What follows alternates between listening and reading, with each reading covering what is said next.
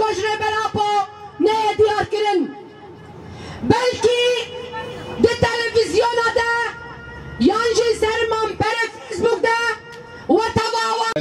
الذي أتوا متضامنين مع المفكر والفيلسوف السيد عبد الله أوجلان الذي مر فترة 22 سنة على اعتقاله، وهذه المدة تعتبر طويلة نسبيا لسجين راي وفكر حر. ولا ننسى أن هذا الاعتقال يعتبر وصمة عار على جبين الإنسانية والمنظمات التي تتغنى بحقوق الإنسان. فالصمت على هذا الاعتقال يضع إشارات استفهام ومدى الانتقائية في عمل هذه المنظمات وتسييس أعمالها. وسأتناول بعض الجوانب الطبية لحقوق الإنسان والسجين السياسي حسب جنيف. إذا رجعنا للمواثيق الدولية، كل المواثيق الدولية في إمرالي هي تم خرقها من قبل الفاشية التركية، لأنه من حق السجين السياسي أو أي سجين ألا تتجاوز مدة العزل أكثر من 15 يوم، وأي عزل أكثر من 15 يوم تعتبر تعذيب نفسي وجسدي بحق السجين.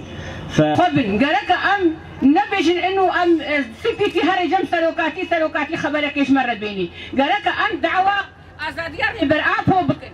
قالك أم ريبر آبو إيش حبسي وزنداني أم آزاد بكن. إيوك يوك ريبر آبو قد نقا أبيستو دصارت نقابات شهر ديوارة ديا. يعني نما البار نتختون نإنسانك نهنجم شما ما في هركسي هيا حبشتيا جو هركس هريجم شما ما في ريبر آفونينا جو مالبات هريجم أو تختور أو إنسان هرنا جميل إيرو قومبلو سر ريبري متي مشاندن أفبيس ودصالة جو أف قومبلو هاتيا مشاندن سر ريبري ما بيستو هش دولتي دنياي دسيوات في قومبلو يدهايا حتى هذي عربي وحتى هذنا كرديجي هنا دسيواتنا في قومبلو يدهايا أبيستو دفع على سروكي ما جاري ما تقول سروكي ما تقول ريبري قال لي كرد بس إيرو نا ريبري قال لي كرد إيرو ريبري عربا ريبري خريستيانا ريبري تركمانا ريبري هركس يا إيرو هركس مش خرط كير ريبري جهشت إنسان هذا سبيكر إيرو بملايين الدوب ريبر آبونا قالك أم وقت دايك بيستو 4 ساعات أم كونا ربن إيدي نما جمرت قده جو أم بيجن بيبي سروك جيان. لجنة حقوق الإنسان عن سياسة دولة الاحتلال التركي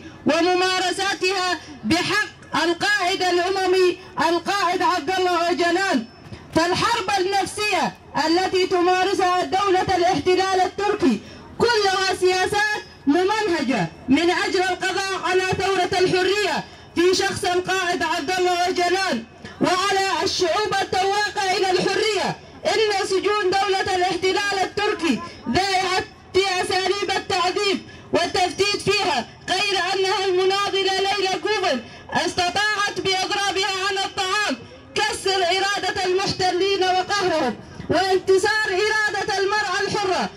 أو جهاد برين يعني لو شعر بردين نزل على جبابنا وقال أمدكم